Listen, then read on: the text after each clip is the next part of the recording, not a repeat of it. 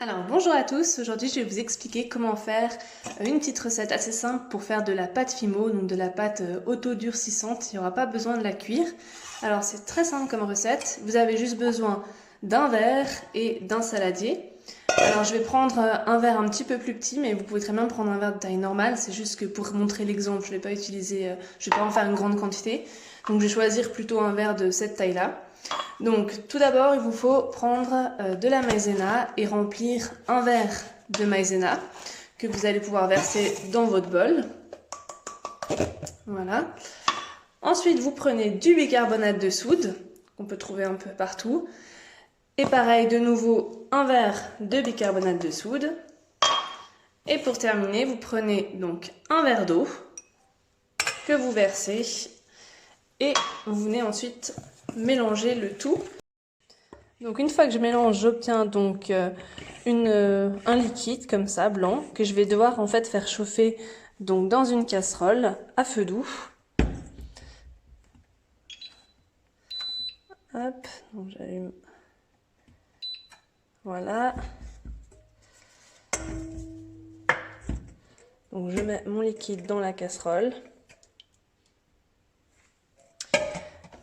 Et je mélange et je m'arrête pas de mélanger. Parce que si j'arrête de mélanger, au bout d'un moment, ça va se coller. Donc le but c'est de continuer de mélanger. Donc je continue de mélanger jusqu'à qu'en fait ça se transforme en une pâte.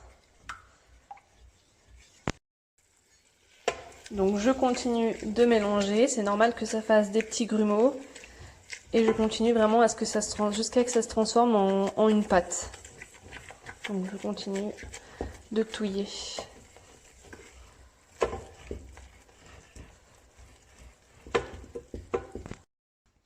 Puis au bout d'un moment, donc là environ 5 minutes parce que j'avais mis des petites quantités, ça commence à se transformer en une pâte qui est assez dure, qui se décolle de la casserole. Donc ça veut dire que je peux éteindre mes plaques et puis que je vais sortir ma pâte.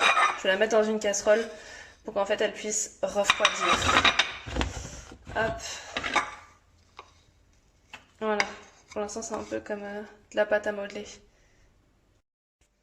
Voilà, alors une fois que ma pâte elle a refroidi, ben, je vais commencer à la malaxer. Là vous avez le choix, soit vous choisissez de la peindre comme je vais faire une fois que ce sera sec, soit vous pouvez aussi faire des petites boules et puis venir mettre une pointe de gouache à l'intérieur, comme ça, après quand vous allez malaxer, en fait la boule va prendre la couleur de la peinture que vous aurez choisie.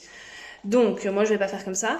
Aussi une autre astuce, si vous n'utilisez pas toute la pâte, suivant la quantité que vous allez faire, donc là vous avez vu qu'avec un verre de cette taille-là, j'ai une boule, une grosse boule comme ça, donc je vais pas pouvoir faire non plus beaucoup de choses.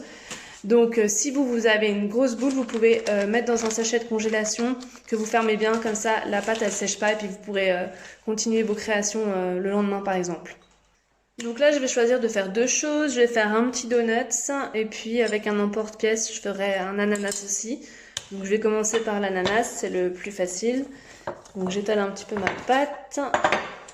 Hop, bon, en fait comme si on faisait des gâteaux. Hop. Et voilà, donc l'ananas que je vais venir poser sur mon assiette. Comme ça, il va pouvoir durcir tranquillement. Et puis, avec un autre petit bout, je vais faire une petite boule. Comme ça, que je vais aplatir légèrement. Hop. Donc, comme ça.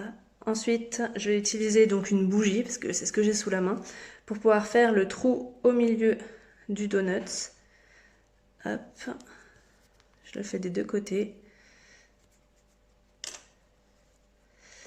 Ça le déforme un petit peu le donut, donc après je le reforme pour que ce soit plus joli.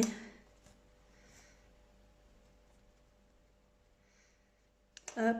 Donc voilà la base du donut. Je vais attendre qu'il sèche et ensuite je pourrai venir le peindre et puis dessiner pour que ça ressemble vraiment à un donut.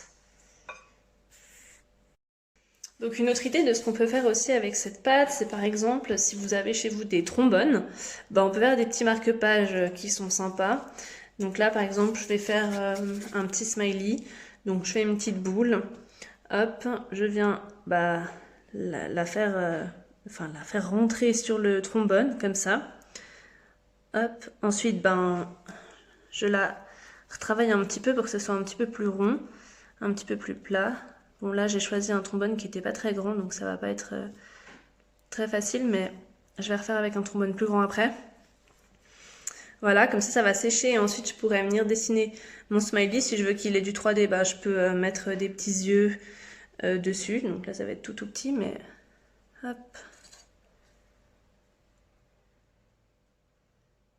Voilà.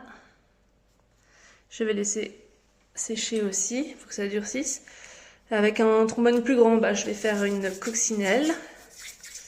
Hop, donc de nouveau pareil. Donc je mets le trombone avec la petite boule. Hop, je travaille comme ça. Je vais venir lui ajouter la petite partie de devant.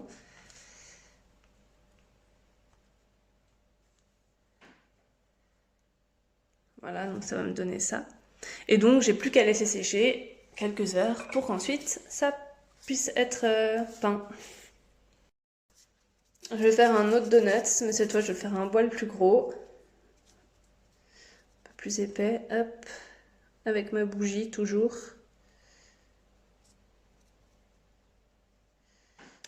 Voilà. Donc je vais aussi le laisser sécher pour après pouvoir venir le peindre. Donc voilà mes créations du jour que je vais laisser sécher. Et puis donc avec les quantités que j'ai faites, j'ai encore une boule comme ça à disposition que je vais mettre dans un sachet parce que je ne vais pas l'utiliser tout de suite. Donc voilà ce que ça donne une fois que c'est peint. Donc j'ai utilisé de la peinture acrylique pour que ça tienne. J'ai laissé sécher environ un jour et demi, comme ça on est sûr. Comme vous voyez, l'ananas il n'a pas survécu parce que j'ai voulu le retourner. Il n'était pas du tout sec et du coup il s'est cassé en deux. Donc après impossible de le recoller. Donc j'ai fait une petite team un peu smiley ici, la petite team donuts. Bon, on voit qu'il y en a qui sont plus ou moins bien réussis. Mais voilà. Oubliez pas de travailler la pâte uniquement quand elle est bien froide parce que si elle est encore tiède, vous allez avoir plein de petites fissures quand ça va sécher, comme un peu ce qu'il y avait ici dans les fissures quand j'avais fait l'étoile. Donc voilà, bah j'espère que cette activité, elle vous a plu et puis si vous la réalisez, n'hésitez pas à m'envoyer une photo. Ciao!